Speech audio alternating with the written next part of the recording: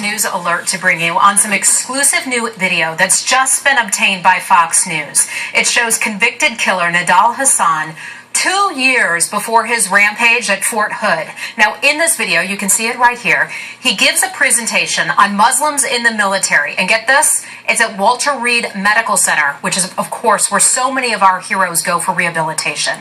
Now, many are saying that this video should have raised immediate red flags. Our chief intelligence correspondent, Catherine Herridge, is live for us in Washington with more on this video. Catherine, he says some really interesting stuff in here.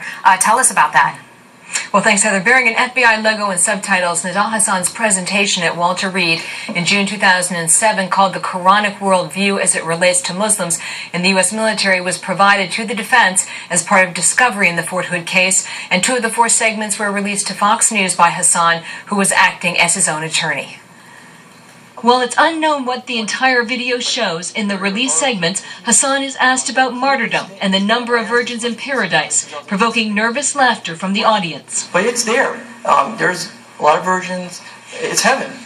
You know, it's heaven. That's all I can say. It's there, though, but it's heaven. In the video, he presents a PowerPoint presentation where he lays out recommendations to reduce insider attacks. I think the Department of Defense should allow Muslim soldiers the option of being released as conscientious objectors to increase the morale of non-Muslim soldiers in the military, as well as decrease adverse events. Hasan, who is now sentenced to death, warned, So we always talk about God and country, but here we're really talking about God versus country.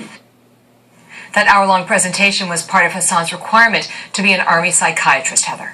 Catherine, he also goes on to talk about the 72 virgins that one would potentially find in heaven someday. I think an obvious question is, why wasn't he stopped? Why didn't the military do anything? Well, it's a great question. Hasan's radicalization began after his mother's death in 2001, and it really came to a head in a very public way in 2007 at Walter Reed, where one of his supervisors said he was indeed a religious fanatic, but rather than act, he was promoted from captain to major 2 years later. Hasan is basically waving red flags in this briefing. The Fort Hood tragedy did not have to happen. Major Hasan had a significant accomplice when he pulled out his weapons and started shooting down unarmed innocents. And that accomplice was political correctness in our military.